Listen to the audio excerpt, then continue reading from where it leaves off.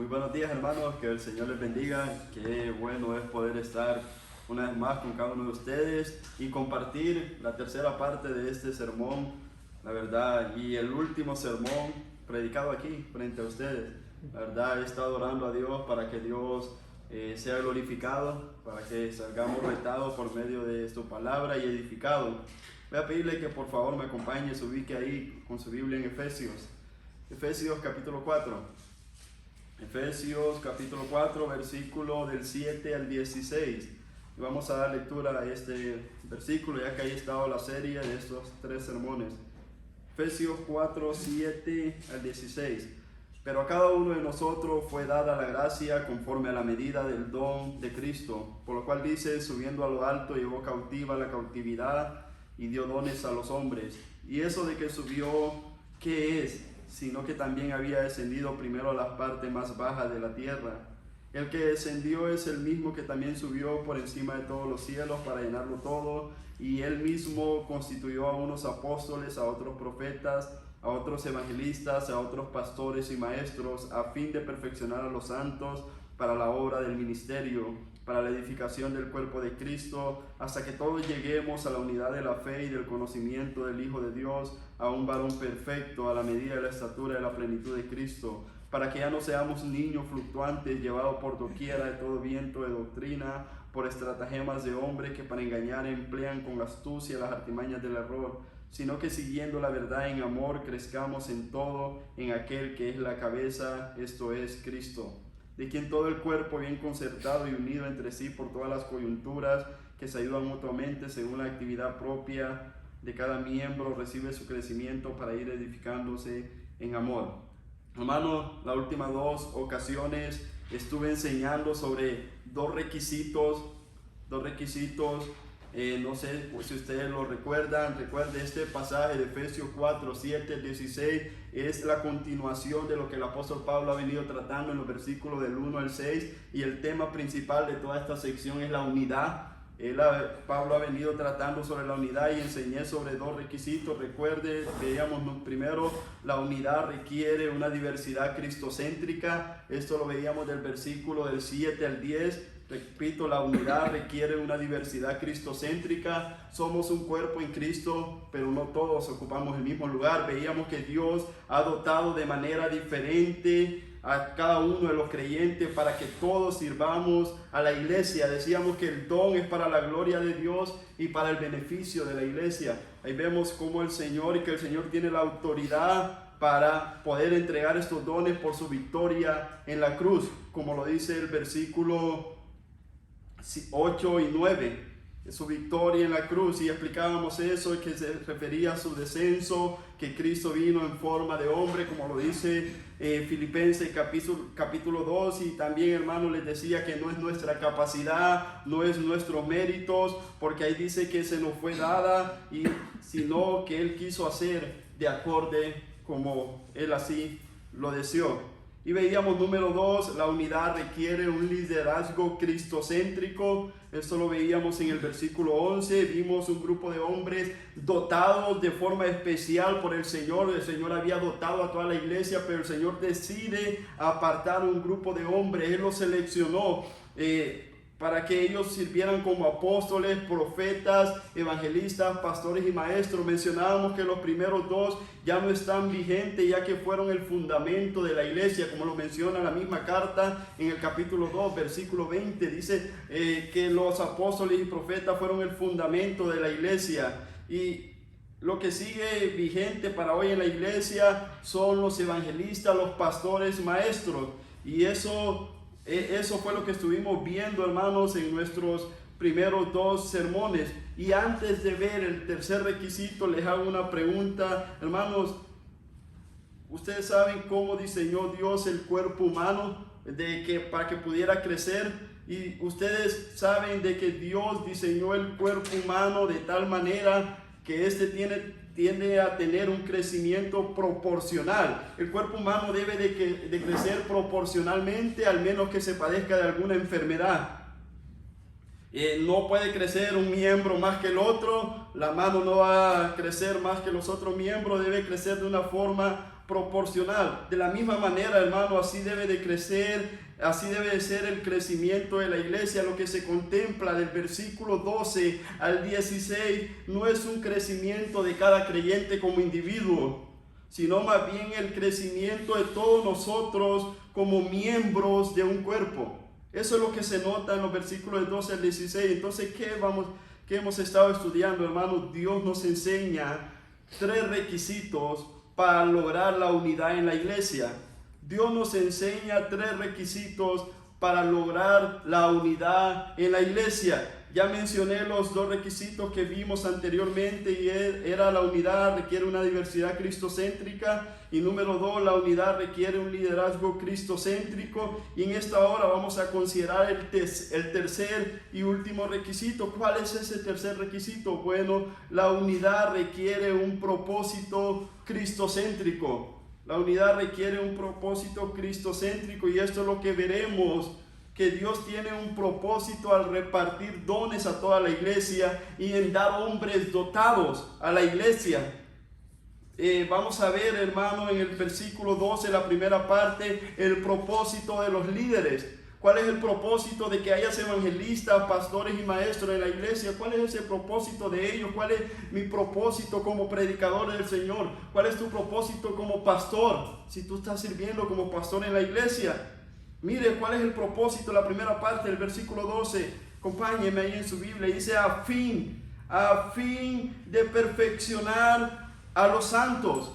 Esta se podría decir también con el propósito de perfeccionar a los santos. En esta parte del versículo 12 podemos ver el propósito de estos regalos de Dios a la iglesia. Y el primer propósito dentro del designio de Dios es que los evangelistas, pastores, maestros, los dones que ya mencionó, los regalos que ya mencionó en el versículo 11, que estas personas equipen a los santos para su perfeccionamiento. Y perfeccionar, esta palabra perfeccionar aquí tiene la idea de amueblar algo totalmente, de equipar a alguien convenientemente. Y santos, esa palabra santos se refiere a todos aquellos que han sido apartados por el Señor. Podemos ver en la mayoría de las epístolas, en las salutaciones, cómo se le llama a los cristianos, a los santos. A eso se refiere santos, personas que han sido apartadas por Dios. Entonces el trabajo de los pastores, maestros y evangelistas es equipar, es amueblar a esta persona. Y eso es lo que estamos llamados a hacer, hermano. Eso es lo que podemos ver claramente, la labor del ministro. El ministro debería de estar ocupado equipando a los santos. Nosotros estamos como ministros en una iglesia y nos podemos preguntar, ¿estamos equipando a los santos que han sido puestos en nuestra congregación? ¿Está usted equipando a los santos? ¿Usted lo está haciendo? Hermanos, esta es tu labor como pastor, equipar a los creyentes de tu congregación. Y lo que vamos a seguir viendo a partir de ahora depende en gran manera de que nosotros como ministros estemos haciendo nuestro trabajo. De que nosotros como ministros del Señor estemos haciendo nuestro trabajo. Vamos a ver ahora, hermanos, el propósito de toda la iglesia. ¿Cuál es el propósito de toda la iglesia? Vimos el propósito del ministro, que es el propósito de los líderes, que es equipar a los santos. Y vamos a ver a partir de ahora hasta el final de esta porción el propósito de toda la iglesia. Miren lo que dice ahí el versículo 12, acompáñenme. Ya vimos el propósito del ministro, a fin de perfeccionar a los santos. ¿Para qué? Para la obra del ministerio, para la edificación del cuerpo de Cristo. Aquí veremos, hermanos, la labor de toda la iglesia.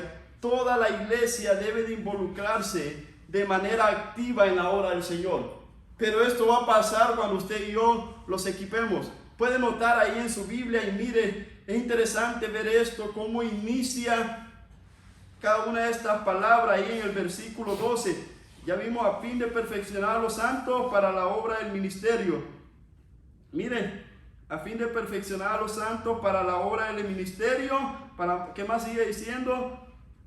Para la edificación del cuerpo de Cristo. Mire, aquí podemos ver, hermano, y esta palabra de para es con miras a la obra del ministerio. cuando los hombres de Dios, los pastores, son fieles en la oración y en la enseñanza de la palabra, el pueblo de Dios estará equipado. El pueblo de Dios estará equipado de la manera adecuada y motivado de la manera correcta para llevar a cabo la obra del ministerio. No solamente el pastor debe estar haciendo la obra del ministerio. El propósito es que todo creyente debe de involucrarse activamente en la obra del ministerio. Pero se van a involucrar cuando usted y yo los equipemos. Cuando usted y yo los equipemos, se van a involucrar en la obra del ministerio. Porque esto es, toda la iglesia del Señor debe de estar activamente en la obra del ministerio, sirviendo. Otra forma de traducir esta palabra de obra del ministerio es sirviendo en el ministerio. Y mire lo que sigue diciendo ahí. Con miras a la edificación del cuerpo de Cristo. Toda la iglesia también debe estar edificándose unos a otros. Toda la iglesia, no solamente su trabajo, pastor. No solamente su trabajo. Si usted lo está haciendo, solamente usted se está cargando. Usted debe de equipar a los santos para que los santos le ayuden.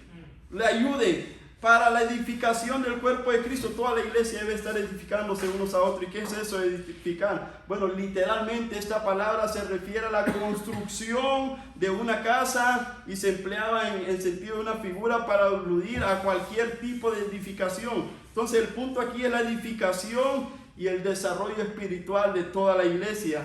Lo que estamos tratando aquí, repito, todos los creyentes deberían de estar edificándose unos a otros. Así se construye, así se levanta la iglesia. Y seguiremos viendo el propósito de toda la iglesia. Mira el versículo 13.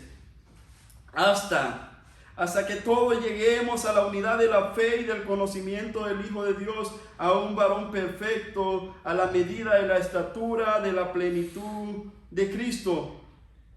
Cristo al repartir dones a la iglesia. Mire el versículo 13. El versículo 13 describe la finalidad, la edificación del cuerpo de Cristo. ¿Cuál es? Llegar a ser como Cristo. Esa es la finalidad. Y esta palabra que se utiliza aquí, hasta, expresa certeza, la consecuencia de este objetivo final. Un día, hermano, expresa certeza. Un día seremos semejantes a Cristo.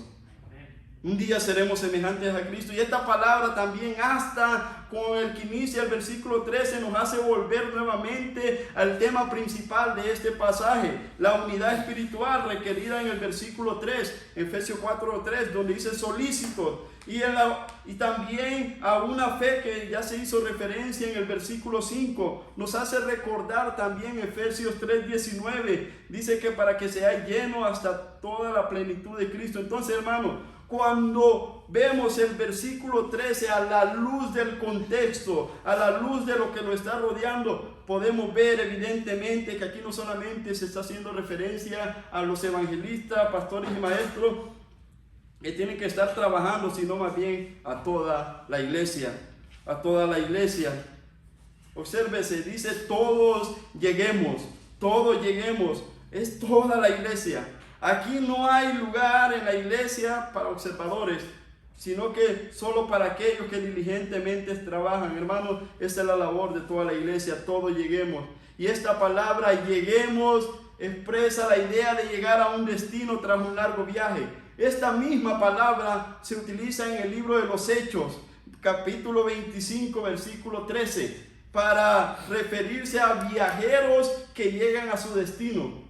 Y esa es la idea, todos lleguemos, tenemos un destino y ya lo vamos a seguir viendo más adelante. Noten, es decir, toda la iglesia, todos juntos lleguemos a nuestro destino. ¿Y cuál es ese destino? Nos podemos preguntar. Bueno, podemos ver nuestro destino, hermanos, al seguir leyendo el versículo 13, hasta que todos lleguemos. Y mire cómo comienza. Todos comienzan con una letra A. Note esa letra A. A la unidad de la fe y del conocimiento del Hijo de Dios, a un varón perfecto, a la medida de la estatura de la plenitud de Cristo, a un varón perfecto, y después sigue diciendo, a la medida de la estatura de la plenitud de Cristo. Todo inicia con una A. En el idioma griego se puede notar más esto, pero la idea es, hermano, todos lleguemos a nuestro destino. ¿Cuál es ese destino? Bueno, dice ahí el primero, a la unidad de la fe, una fe unificada, hermano. Fe aquí no se refiere al tener creencia o de obedecer al tener una creencia, sino al cuerpo de Cristo, al obedecer en general la verdad cristiana. Hermanos, la doctrina de la fe como tal, a eso es lo que se refiere. La fe es el contenido del evangelio en su forma más completa. Está hablando a la doctrina como tal. Y mire lo que sigue diciendo: y del conocimiento lleguemos, ahí el versículo 13, hasta que todos lleguemos a la unidad de la fe y del conocimiento del Hijo de Dios. Hermanos, del conocimiento del Hijo de Dios es un proceso que dura toda la vida. Conocer al Señor Jesucristo es un proceso que vamos a estar trabajando y que no será completo hasta que veamos a nuestro Señor cara a cara. No habla de un conocimiento superficial, no habla de un conocimiento vago, sino que habla de un conocimiento verdadero, un conocimiento pleno. A este mismo conocimiento es que se refería nuestro Señor Jesucristo cuando dijo: mis ovejas oyen mi voz y yo las conozco. Esto lo encontramos en Juan 10:27. No estaba hablando de conocer sus identidades, sino de conocerlas de manera íntima. Así es como Él quiere que su pueblo le conozca. De una manera íntima, de una manera íntima. Hermano, el problema es que muchas veces somos tan perezosos. No conocemos a Dios como deberíamos de conocerle. No nos esforzamos como deberíamos de hacerlo.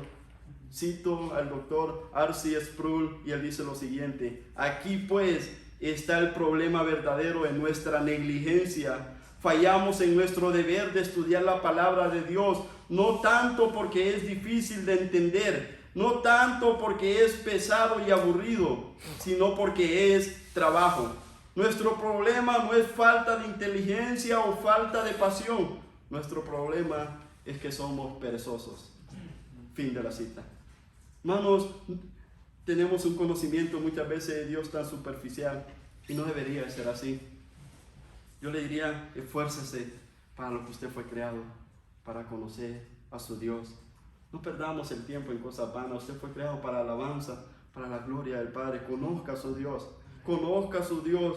Hemos visto, hermanos, que debemos de encaminarnos hacia la unidad de la fe. Esa es la meta final. Y aquí se nos enseña la unidad de la fe y del conocimiento. Y esto lo alcanzamos colectiva e individualmente. Miren, y lo que sigue diciendo ahí el versículo 13.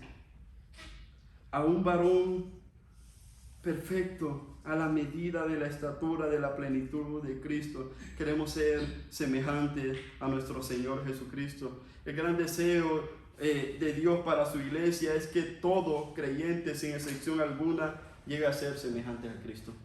Y eso lo dice Romanos también 8:29, manifestando el carácter y las cualidades de aquel que es la única medida de un varón perfecto. En cierta ocasión, a una niña de escuela dominical le preguntaron: ¿cómo fue que Dios creó al hombre? ¿Cómo Dios hizo al hombre?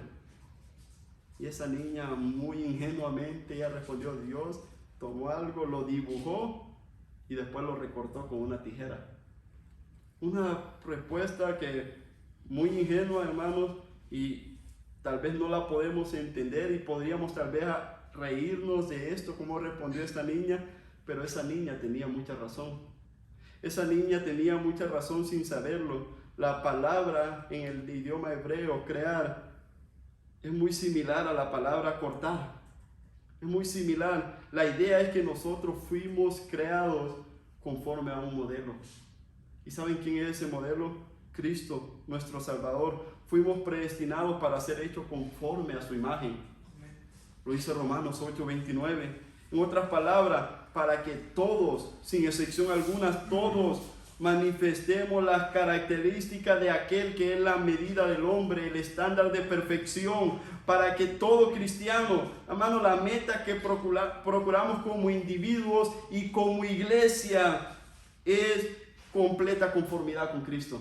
Esa es la meta que procuramos. Estamos llamados a conformarnos a su carácter santo, a imitar su obediencia, su servicio al Padre. Esta es la medida que se nos demanda. Dice ahí a un varón perfecto, a la medida de la estatura de la plenitud de Cristo. Y esa plenitud de Cristo se refiere a la suma de cualidades que hacen lo que Cristo es. Y eso estamos llamados. Ese es el deseo de Dios para su iglesia. Eso es lo que todos creyentes, sin excepción alguna, deberían llegar a ser semejantes a su Hijo. Dice allá Juan en su carta en 1 de Juan 2:6, que el que dice que permanece en Él debe de andar como Él anduvo. Todos los miembros de la iglesia deben de procurar en dependencia del Espíritu Santo y a través de una comunión con Cristo crecer cada vez más a su imagen. Hermanos, y al crecer más a su imagen va a haber mayor unidad, menos pleitos en la iglesia, menos problemas. Y recuerde, esto es la unidad. ¿Qué tanto, hermano, usted se parece a Cristo?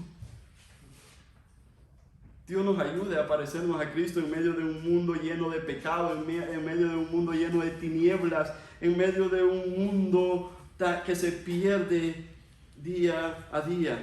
Aquí Pablo, hermano, en el versículo 14, él va a expresar el propósito final, o mejor dicho, el resultado de lo que acabamos de ver en el versículo 13, el resultado de lo que los hombres de Dios estén haciendo su trabajo, el resultado en que lleguemos a la unidad de la fe, el resultado de que lleguemos a la semejanza de Cristo. Y aquí Pablo expresa el resultado, versículo 14, ¿cuál va a ser el resultado? Ya no vamos a ser niños, para que ya no seamos niños fluctuantes. Tendremos, hermanos, para que no seamos niños fluctuantes, llevados por doquiera de todo viento de doctrina, por estratagema de hombres que para engañar emplean con astucia las artimañas del error. Aquí Pablo expresa el resultado final. Tendremos, hermanos, una estabilidad doctrinal. No seremos arrastrados negativamente. Los creyentes no deben de ser como niños, llevados por doquiera de todo viento de doctrina. Se presenta algo nuevo y son arrastrados. Cuando Pablo se refiere aquí a un niño, no está hablando simplemente de alguien que no conoce mucha Biblia. Usted conoce mucha Biblia. Pero cuando Pablo está hablando aquí de un niño, no se está refiriendo, no tiene mucho conocimiento de Biblia, sino de aquel que la Biblia no toma su lugar en el corazón. Podemos ser un niño teniendo mucho conocimiento, conociendo mucha teología. Podemos ser niños. Hermanos, negativamente los creyentes no deben de ser como niños. Dice, llevado por doquiera de todo viento de doctrina. Y hemos visto esto lastimosamente, personas que han salido del seminario, se presenta algo nuevo y son arrastrados. Son arrastrados. La figura que Pablo está usando aquí era de un barco que en alta mar, en medio de una poderosa tormenta, el sentido sería sacudir o arrastrar. Este término significa literalmente ser sacudidos por las olas. Ser sacudidos por las olas, dado vueltas por las olas como un pedazo de basura que fuerza el oleaje, llevado a la deriva. Los creyentes inmaduros son llevados de un lado para otro por vientos huracanados de falsa doctrina, las novedades religiosas, teorías que siempre están saliendo. Hermano, la inestabilidad doctrinal, la falta de convicciones claras y firmes es una clara marca de inmadurez. A mayor madurez, mayor unidad. Y sigue diciendo, por estratagemas de hombres que para engañar emplean con astucia las artimañas del error. El término que se deriva aquí de estratagema es la palabra cubo y se empleaba con referencia a juegos de azar. Sabemos que en los juegos de azar siempre hay gente mañosa. Siempre hay trampa. Los dados con frecuencia eran cargados y manipulados de otra manera por personas falsas. Y esto astucia, hermano, lo hacían con astucia. Dice, hacer de que la mentira parezca verdad. Y eso es lo que hacen los falsos maestros. Quitan un poquito acá, quitan un poquito allá y presentan algo que fuera verdadero aparentemente. Pero es una mentira. Es una mentira. Y esta palabra de artimaña se utiliza más adelante en la carta con referencia a las acechanzas del diablo. Eso lo vemos en el 6:11. Entonces, sin duda, hermano, tiene que ver con intentos planeados y sistemáticos de hacer caer en el error. Y el punto de Pablo aquí es que el cristiano maduro, ni por estratagemas de hombres, ni por artimañas del error, desviarán a este creyente. No desviarán al creyente maduro. Entonces, ¿cómo vamos a identificar el error nosotros? Muy sencillo, hermano, conociendo la verdad. Conociendo la verdad, identificamos el error. Recuerden, hermano, Dios nos enseña 3 requisitos para lograr la unidad en la iglesia. estamos viendo el último. La unidad requiere un propósito cristocéntrico. Vimos el propósito de los líderes, estamos viendo el propósito de toda la iglesia. Versículo 15 y versículo 16. Seguiremos viendo el propósito de toda la iglesia. Dice, sino que siguiendo la verdad en amor, crezcamos en aquel que es la cabeza, esto es Cristo, de quien todo el cuerpo bien concertado y unido entre sí por todas las coyunturas que se ayudan mutuamente según la actividad propia de cada miembro, recibe su crecimiento para ir edificándose en amor. La palabra con la que inicia el versículo 15, ese sino, hace un fuerte contraste al engaño sin escrúpulos que están haciendo estos falsos maestros en el versículo 14. El apóstol Pablo argumenta la necesidad de mantener la verdad en amor. Siguiendo la verdad en amor es mantener la verdad en amor, hablar la verdad en amor. Hablar la verdad en amor. Comenta John Stott con una perspicacia, él comenta lo siguiente: gracias a Dios en la iglesia contemporánea hay gente decidida a mantener y a defender a cualquier precio la verdad revelada por Dios, pero a veces visiblemente carente de amor. Cuando creen que huelen a herejía, su nariz empieza a arrugarse, sus músculos se ponen tensos y la luz de la batalla ilumina sus ojos. Parecen disfrutar la pelea. La verdad del evangelio necesita ser proclamada, mantenida dentro de la comunidad de creyentes, pero esto es necesario hacerlo con un corazón tierno y procurando mantener los sentimientos, el crecimiento y el bienestar de los demás creyentes. Debe hacerse en un contexto de amor. Crezcamos en todo aquel que es la cabeza. El término crecer tiene la idea de un infante que se va desarrollando hasta que llega a ser un hombre maduro. Y este crecimiento solo es posible, hermano, mire como dice ahí, crezcamos en todo aquel que es la cabeza. Quiero que tengan esta imagen, el crecimiento viene de Cristo, que Él es la cabeza. El crecimiento de la iglesia principalmente viene de la iglesia. Necesitamos estar en una relación con Él, en unidad y con Él. Entonces, pero ¿cómo se logra eso? Mira el versículo 16, de quien todo el cuerpo bien concertado y unido entre sí por todas las coyunturas se ayudan mutuamente según la actividad propia de cada miembro, recibe su crecimiento para ir edificándose en amor. El autor aquí utiliza una metáfora para describir la unidad del cuerpo con Cristo como la cabeza y el funcionamiento de este como iglesia. Ya vimos, Cristo es la cabeza, de Cristo recibe el crecimiento, pero aquí dice, hermano, ¿de quién? Hablando de Cristo, pero dice por todas las coyunturas.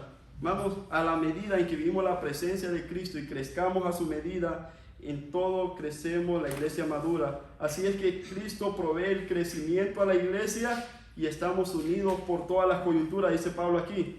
Y añade en Colosenses 2:19 por los ligamentos. Es interesante esta palabra coyuntura. Literalmente esto significa punto de contacto.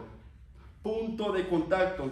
Esta frase coyuntura es punto de contacto y es ayuda mutuamente. Esta palabra tiene la idea de cuando un soldado se encontraba en guerra y pedía suministro, le hacían falta, venía y se los daban. Hermanos, la idea es, en pocas palabras, para que usted lo entienda, Cristo es la cabeza, Cristo da el crecimiento a la iglesia, pero eso que usted ha recibido de Cristo está unido por las coyunturas, es decir, un punto de contacto. Lo que usted y yo recibimos de Cristo, se lo vamos a transmitir a los demás creyentes, se lo vamos a transmitir a los demás creyentes estando en relación con Él.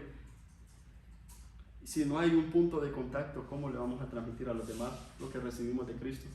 Somos un cuerpo y así se lo transmitimos. No podemos separar los miembros uno de otro. Yo entiendo si usted tiene amigos con los que se lleva más, está bueno, pero debe de empezar a relacionarse con todos los demás para poder transmitir lo que usted ha recibido de Cristo. Lo que usted ha recibido de Cristo. Hermanos, el amor, y ahí mire por todas las coyunturas, y ahí termina con amor esto, por todas las coyunturas se ayudan mutuamente, es decir, traspasando lo que hemos recibido de la cabeza, según la actividad propia de cada miembro, según el don que ha recibido, según el lugar donde Dios lo ha colocado. Dice, recibe su crecimiento para ir edificándose en amor. Todo debe ser en un contexto de amor. Todo debe de ser en un contexto de amor. Como lo dijo el comentarista Samuel Pérez Míos, la verdad está siempre unida íntimamente al amor. Predicar la verdad sin amor es calentar el cerebro y dejar frío el corazón. Fin de la cita. Hermanos, así que, ¿qué hemos aprendido en esta hora? Bueno, Cristo nos enseña 3 requisitos de la iglesia. 3 requisitos para lograr la unidad en la iglesia. Vimos, la unidad requiere un propósito cristocéntrico, ese fue el último. Vimos el propósito de los líderes, el propósito de toda la iglesia. Hermanos, recordemos que Dios, estando aquí en la tierra durante su ministerio terrenal, Él cuidó de su pueblo y Él sigue cuidando de su pueblo hoy en día. Las cualidades que Cristo demanda de nosotros son aquellas mismas que Él manifestó con su ejemplo. Hermanos, sabiendo tú el trato que Dios le dio y le sigue dando a la iglesia, ¿cuál va a ser tu reacción? ¿Cuál va a ser tu reacción?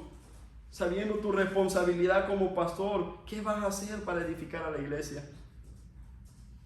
¿Cómo van a usar sus dones? Beneficiemos a toda la iglesia con el que el Señor nos ha dado. Ese cuerpo maravilloso. Dios les bendiga, hermano.